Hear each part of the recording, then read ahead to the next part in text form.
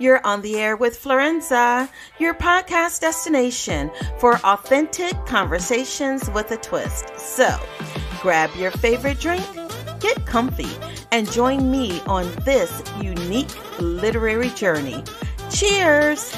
Joining us today is Jason Lady, an Army brat who grew up moving 7 times across military bases from Germany to Fort Knox, Kentucky. Encouraged by a family of avid readers, he began writing fantasy and science fiction stories from a young age. With a background in human resources and degrees from Bowling Green State University and Ohio State University, Jason is a member of the Society of Children's Book Writers and Illustrators. In his free time, he enjoys listening to 1980s music and watching Marvel movies. He and his wife are proud residents of Cleveland, Ohio, and of course, they are huge Cleveland Guardian fans. So thank you so much, Jason, for joining us. Sure. Well, first off, thanks for having me. This is a great opportunity and looking forward to our conversation. Um, what made me start with the Magic Pen series? I had been trying to write a book when I was in my 20s, so longer ago than I care to contemplate. But I was trying to write a book. I was trying to get published, and I was trying to write books for adults, and it wasn't really working. I was writing manuscripts, and they were okay, but they weren't great. And I could kind of sense that, you can sense that when you're writing something that's not really working.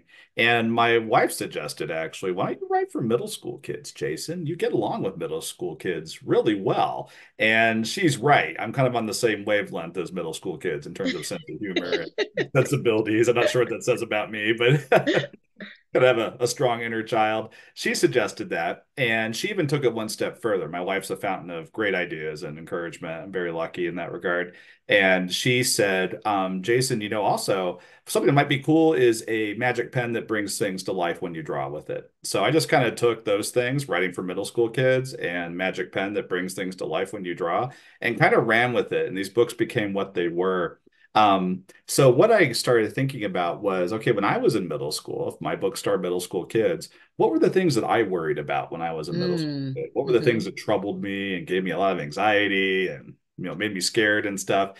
And writing stories about kids that try to use this magic pen that mysteriously comes into their life. They don't know it's magic right away. These kids are always artistic kids who love to draw.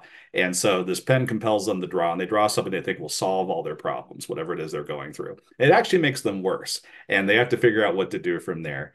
And that's where the whole concept came from originally. So each one of them has kind of like a dimension of me and who I was when I was a kid built into it. Nice. So what I hear you saying is, Jason, you return to the scene of the crime with a magic pen.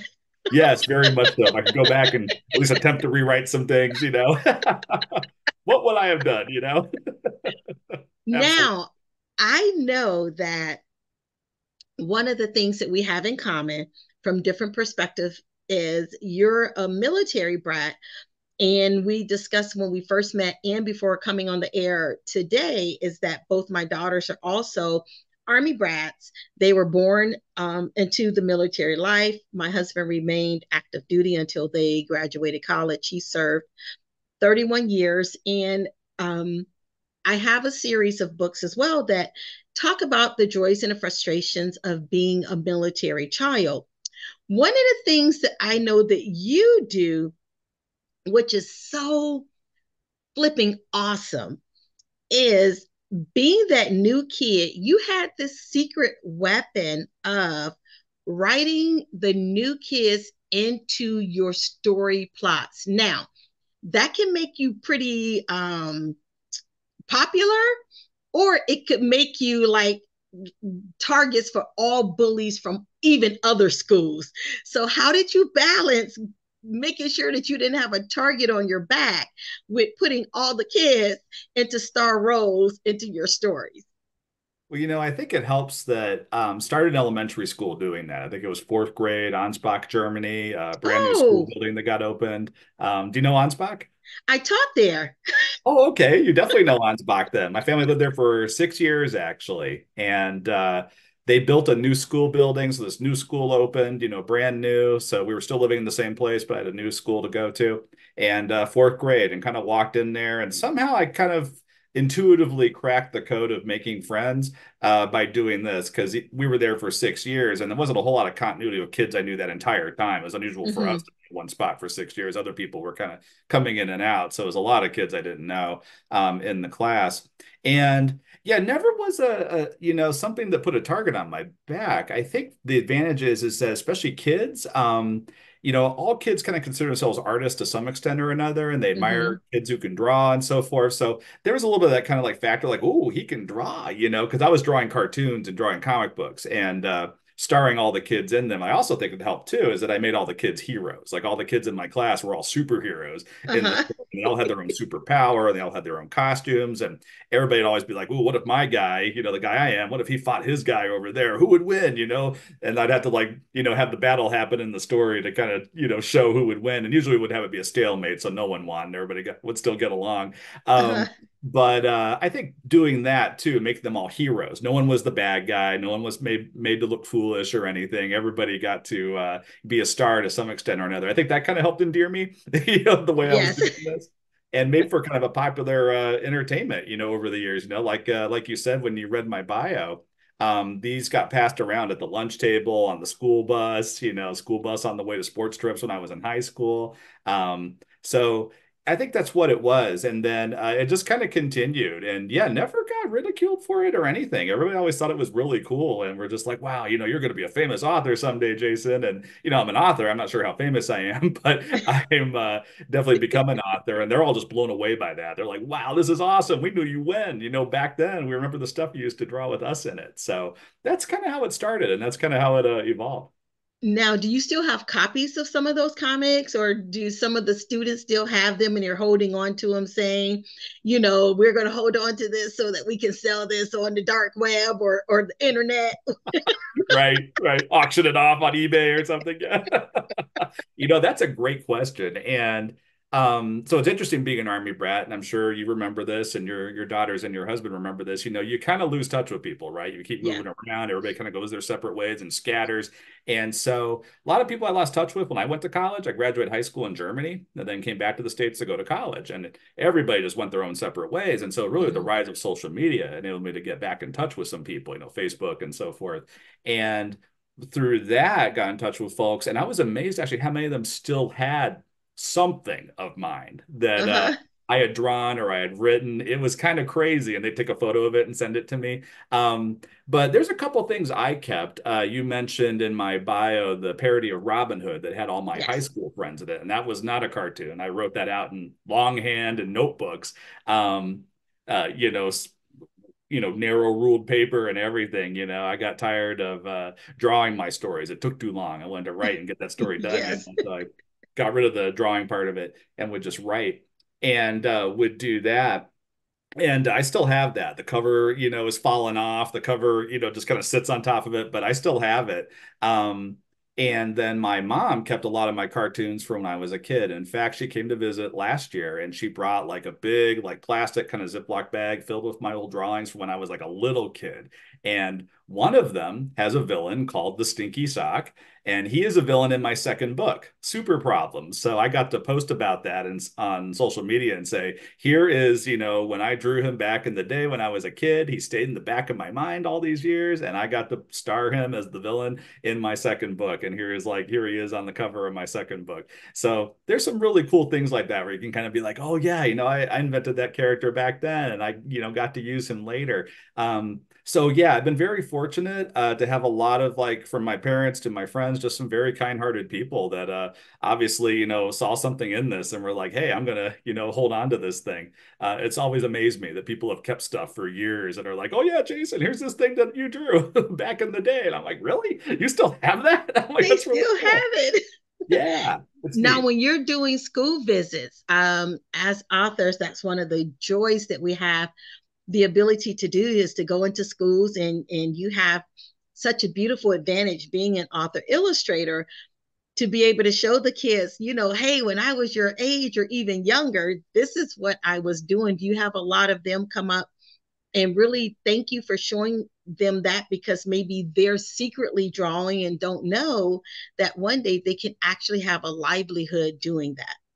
Yeah, absolutely. It really helps kids make those connections, right? I think that, like I said earlier, most, especially smaller kids, younger kids, consider themselves to be creative, and they're all drawing, they're all writing, they're all doing stuff, painting or coloring or whatever they're doing. They all consider themselves artists. And so for them to be able to see, like, oh, this thing I'm doing here, they can kind of see the dotted line to, oh, someday this could be like a legitimate published thing that people actually buy. I think that's a cool connection to make, because I think that's kind of a mystery. Unless you, like, at some point in your life look into, like, how do people get published, you really don't know. Now, these books Right. just kind of magically show up at the bookstore, they show up online, or they show up at the library, and you don't really know how those books, like, got made. And so to show them that, hey, I was once like you, I was a kid, just kind of doing my thing for fun, and here I am now, doing books for kids that people do pay money for, which is awesome to think about. And I think my younger kid self would be like, "This is so great, This Jason, is that you're doing great, this." Jason. We Yeah, and I did try right, and I try to keep that in mind, because sometimes you forget, day-to-day life, you kind of forget sometimes, oh, this is actually really special, and to think about it. how my younger self would react to this, is something I try to keep in mind. Nice. And I think that's probably your secret weapon as well, really, that this is something that you always wanted to be. Mhm. And like you are truly walking in your younger self's dream, like you're the fulfillment of your younger self's dream. And that has to be just such a beautiful feeling. Yeah, it really is. I joke with my friends that I have no short-term goal. It's always a long-term goal. And you want to talk about long-term, years in the making, decades in the making. And so this is no exception. I was writing in high school, minored in creative writing when I was in college, and, left college and was like, okay, I want to get a book published. It never really left, despite getting interested in other things, majoring in college and other things. My career is something different that, the job I do.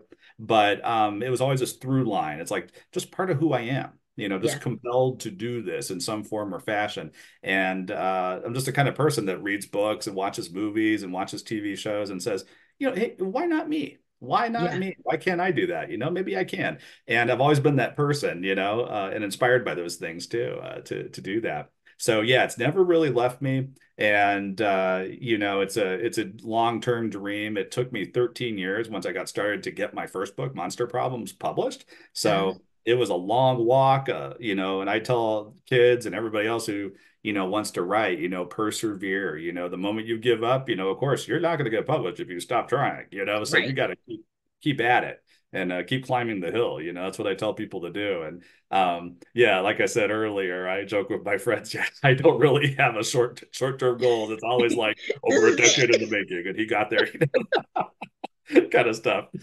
Now, I know that you're working on your fourth book that's not part of the Magic Pen series. So, how much of your military insight and the constant moving and the living new places and being the new kid and being the one to have to say goodbye, how much of all of that is also part of the new book, or is this something completely different? Well, to some extent, it is completely different. It's different characters, different concept. In fact, the audience kind of looking at slightly older kids. My Magic Pen Adventure books tend to trend kind of third grade through seventh grade, and looking for this to be a little more sixth through eighth grade. Of course, anybody who wants to read at any age, that's completely fine with me, of course. But maybe slightly older kids would be the audience for this, but it's more of a mystery, action, adventure. And kind of where it comes into play, the Army Brat background is the three kids that star in it. They're brand new at a boarding school, actually. They're eighth graders and they Ooh, came up to a boarding school, and all three of them are new. So, kind of a lot of that lived in experience I had from when I was a kid is there with them, and them slowly getting to know each other and working together to solve this mystery that they find themselves in the middle of. And all of them being a little awkward and kind of getting to know each other to some extent. And one of the three has a lot of anxiety about, oh, will the other two like me? And she's always worried about doing the wrong thing and them not being her friend anymore, because she's brand new and she doesn't know anybody, and she feels very lonely. And like, you can draw upon a lot of my childhood experiences to kind of make that a little more lived and a little more authentic, through that. So even though it's a whole different series, yeah, still drawing on that Army Brat background for the new book for sure. Now, do you find that you were pushed into upping your age group by your current fans? Did they come to you and say, okay, Jason, we need something that we can read now. Come on, move with us, grow with us? Never really heard that feedback, but definitely thought about it. These kids are aging, they're getting older, and so maybe have something that kind of, is going to be there for them when they arrive at an older age, for sure. And this is actually a manuscript I wrote in the 2010s and kind of pulled it out of the drawer and said, you know what, I'm going to dust this thing off and I'm going to update it a little bit and tweak it, edit it, and I'm going to, give this a try. And my publisher accepted it, which is great. And that is really totally lost my train of thought. Sorry. Oh, no, with moving up with the age group and going and elevating your age group for your current readers to be able to look forward to reading something else from you. Yes, thank you. Thank you. And I knew this book's sensibilities would probably skew a little older. My Magic Pen Adventure books, the tone is very like zany and like wacky and like there's lots of humor and stuff. And I find that younger kids really get into that and love that. And that's something I love about writing for middle school kids is that they have not lost their appreciation for silliness. But this new book, even though it has some humor in it, overall it's not a funny book really. It's more of like a straightforward kind of adventure mystery kind of thing. And so the tone is different. And like the tone might be something that more like slightly older kids might appreciate a little more too. So when I was looking at this thing, I was like, I could change the tone of it and make it more silly, but I'm like, I think it loses something special, if I do that. So special quality that it has. So I'm just going to like roll it out as is, and not try to make it into something that it isn't, not try to force that. Now, having this new book, because I also write, in addition to the children's book under my name, I also write adult lit under a pen name. And just recently, I started writing a completely different genre under yet a third name, which is a second pen name. Did you feel that the differences in the genres were such that you could safely write under your name and it wouldn't confuse your current customers, your current fans? That never really occurred to me, and I think because, if you had to draw a Venn diagram between these books, I think that something they do have in common is just like there's just a lot of imagination in them. I just have a lot of ideas. My brain kind of fires off stuff, and I'm always like, "Ooh, I got to put that in a story and that in a story." So there's lots of like really neat, just like visuals, and all the books are adventure books, whether they're for slightly younger kids, slightly older kids. They're all adventure books. It's always like ordinary people kind of living their life, kid going to school, kid going home, and doing all the things kids do. And then suddenly there's something like really like magical and fantastic that kind of comes into the picture and kind of just changes everything for them. So, I see some similarities and there's kind of a through line there with all of it. So it never really occurred to me to, do a different name. And, I got to admit, my name sounds like a pen name already. So, that's why I It never. really does. I actually thought that it was. I think that was one of the questions that I asked you. Was like, is this actually your name? No, but Which was on my driver's cool license, yeah. because you were born with the writer's name. So even that set you up for Yeah. success. Right, exactly. I'm like, I have this like really unique last name, and from my point of view, I have no reason to not use it because I'm like, Mhm. it'll actually help people find me. In fact, a lot of growing up as an army brat, like I said earlier, you lose touch of a lot of people. Folks will find me, through my last name, and so it's kind of like a little beacon. They can kind of draw people in, who maybe knew me from the past, but also makes me hard to forget too. Like people that are just meeting me for the first time. It's like, oh yeah, the guy with the weird last name. What was his last Yeah. name? That guy. Yeah, helps them Yes. remember who I am. And by the way, I've heard every joke. I got called Jason Ladybug in school. And people always In and sang of me itself, songs. that's a great book. Yeah, that's right. Got to hold on to that idea. Yeah. But think about this though. My dad was in the army with the last name Lady, and he somehow 33-year career, rose to the rank of sergeant major, he did it with that last name. So, he made it work. He made it work. Now, that was one of the things too. I think that my husband may know your dad because my husband also retired command sergeant major, and he's very knowledgeable of a lot because that's just such a small percentage of Right. those who are in the military to rise to that rank. Now, this leads us to a different question though, because being the child of sergeant major, for those who aren't familiar with the military structure, when you are the child of a sergeant major or first sergeant or any of that, like the strictness that takes place in the house is like otherworldly. You guys just don't know. You think Yes. you're growing up with some strict parents. You've seen nothing. You haven't Like, seen I mean, anything. See how my dad folded his towels, and then come back and talk to me. yes. How much of being raised in that strict environment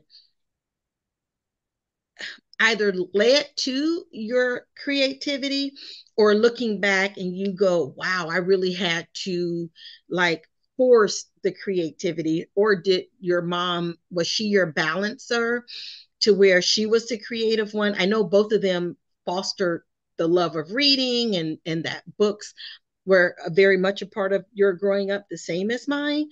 So how do you see, because what I'm getting at, and I'm sounding so wordy because I'm thinking, as a sergeant major kid, like I can't see you just sitting there drawing cartoons and zany stuff, and your dad being like, "Yeah, son, that's pretty awesome."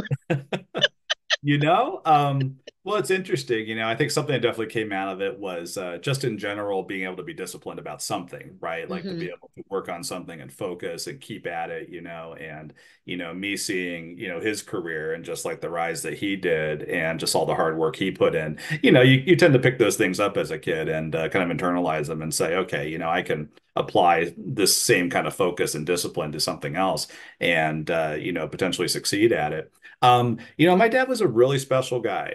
You spoke of balance in the household. My mom definitely balanced him. I Mm-hmm. think, he would come home from a day of work and, he was able to almost like a switch kind of turn off the soldier. And it was Yeah. always kind of there, it was always a Yeah. little bit there. It never totally would go away. But with us, with his family and with his close friends, like, he would laugh, he would joke around, he would be silly. We'd watch like, science fiction movies together, and he and I collected comic books together actually for a while. Go to the Nice. comic book store together, like father and son, as part of our Saturday mornings for a while there, part of one of the errands we would do, and get excited about those things together. So he kind of had this other side to him, and he loved J.R.R. Tolkien, loved Okay. him, The Hobbit and Lord of the Rings, all those Yes. books. He loved the Chronicles of Narnia. So he read a ton of sci-fi and fantasy. He and I would watch Arnold Schwarzenegger movies together, like Predator, Nice. Terminator, Yes. and those when I was a kid. So he just kind of had this other side to him that loved fantasy and sci-fi. So when I was he unfortunately he didn't live to see my first book get published. He passed away the year before. Mm-hmm. I got my book contract, unfortunately, but I'd like to think if he was around, he'd be super excited. Like I know he would, because he was an avid reader, as you noted, and he and my mom, both were avid readers. And my dad was of the mentality where you don't have to do what I do either. Yeah. He was like, I want you to do what makes you happy. And I feel very fortunate about that because I'm not sure every military parent was like that. It was kind of like, oh, you're going to come into the service and do what I do, and Yeah. nothing wrong with that. I have nothing but respect for it. But I think I knew early on it wasn't for me. And I was, pursuing other things. And he was always had my back. Very encouraging, very supportive, all through being a little kid, all through high school was like, buying the blank notebooks, buying the blank paper, making sure I was stocked up with stuff, and was just very supportive of anything my sister and I really wanted to do. He was there to back us up. I think his one rule was like, don't come home to live with us unless you're destitute. Otherwise, you got to be out of here at 18. And I was like, no problem. Not that I was running away from something, but it was more like, it's time. It's It's this is time. this is the right step to do now. Yeah, it was kind of like a lot of peace with that, when that transition took place. But Yes. yeah, like I said, a very special guy who was multifaceted, and I would see him turn the soldier switch on. He'd get that phone call, from Yes. the office and some news he didn't like, and it was like, oh, go to the other room, there's like fire coming out of his mouth. You kind of see that other side of him, but I felt very fortunate that he didn't bring that home. He Right. wasn't home like being the soldier and sitting around in his uniform at home and stuff like that. Like he didn't do that, and yeah, he was just a very special man. He's definitely missed for sure. Now, I know that we are airing this in audio, but I want the audience to know the entire time you were talking, I saw all the way back to the back of your smile is literal ear to ear talking about your dad. And that is just so stinking awesome. Now, I do know that you've got a love of 80s music now. Yes. Tell me about that. And like, were you also the kid that ran around with like the 80s look, the hair, the clothes, singing? If so, what was your favorite song to sing, or what is your favorite song to sing while you're creating? Sure, sure. So, yeah, I've always liked 80s stuff. I am that person who my musical taste kind of stops in the early 90s and never really went beyond that. Where as far as like liking new things, there's a few things here and there, but for the most part, kind of stuck in the 80s. And I just thought it was a very rich time in terms of entertainment in general. A lot of great movies, a lot of great television shows, a lot of great music was made. And so, to answer your question, my favorite band of all time is U2, and I've always loved U2, ever as long as I can remember. And Yeah. that's a passion that came from my dad, and my older sister. They had the albums, they were playing them. So here's little Jason just eating this up, and borrowing the tapes from them and playing them in my room and stuff. And I still have a U2 playlist on Pandora that I play that has all my favorite songs. And so, when I'm writing, so there's a couple things I will do. So when I'm writing, and I really want to focus. Sometimes it's U2, the Joshua Tree, that album Yeah. with I Still Haven't Found What Yes. I'm Looking For, and Where the Streets Have No Name, and With or Without You, that entire album back to back. But in fact, yesterday I was doing edits on the new book before I sent it back to my editor for another look over, and was doing those edits sitting there. And something I do when I'm writing or I'm editing is the soundtrack to the movie Labyrinth. Actually, don't know if you remember Labyrinth. Oh, I do. Jim Henson movie had Yes. puppets in it, and not the Muppets, but it had puppets in it, Right. the characters. And David Bowie was the villain. Yes. And Now, I so, had a crush on David Bowie, just so you know. did you That blue really? eye and that green eye just took me out. I was just done.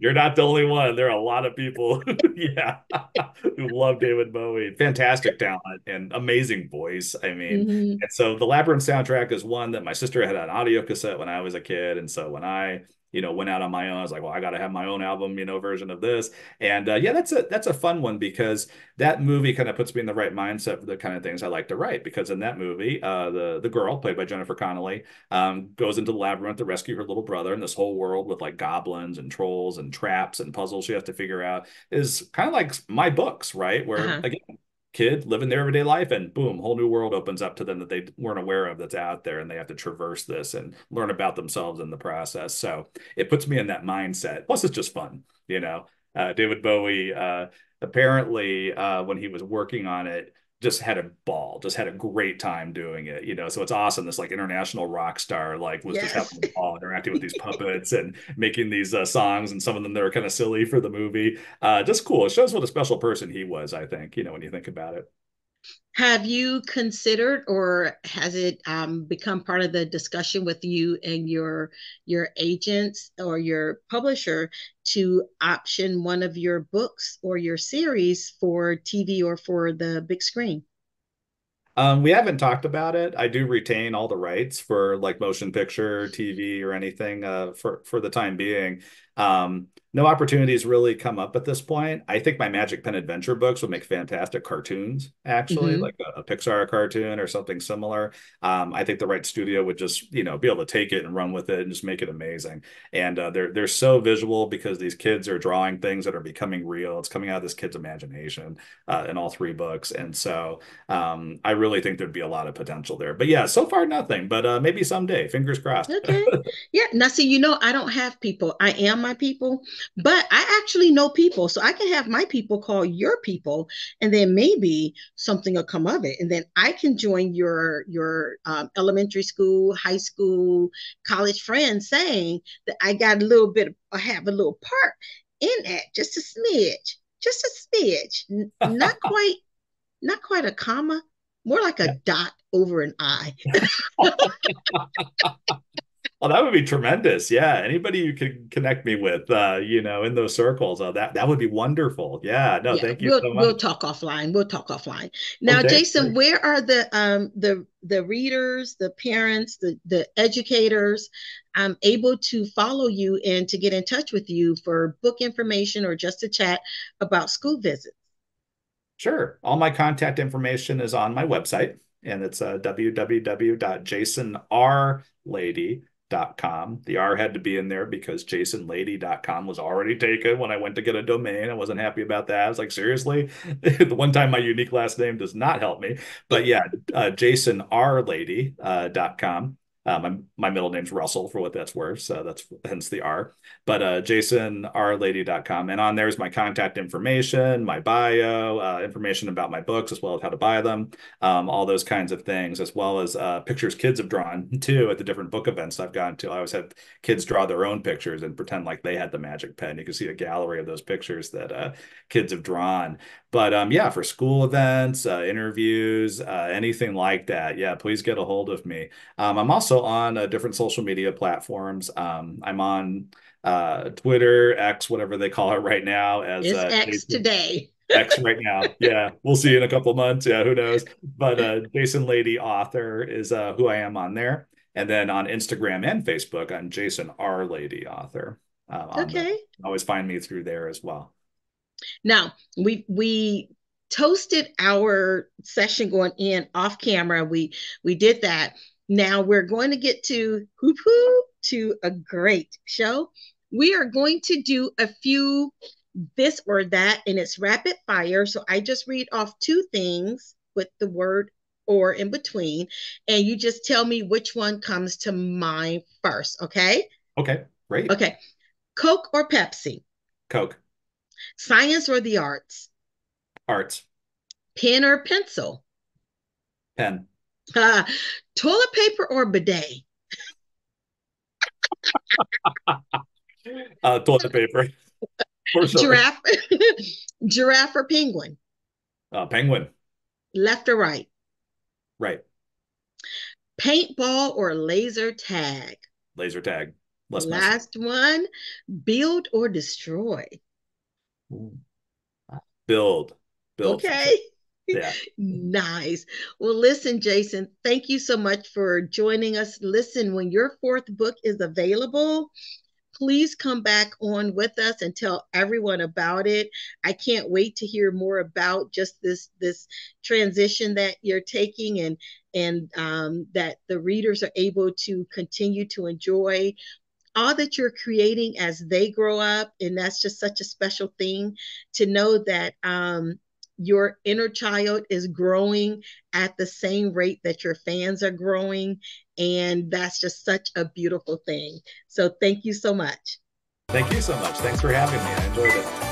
And this wraps up another episode of On the Air with Florenza.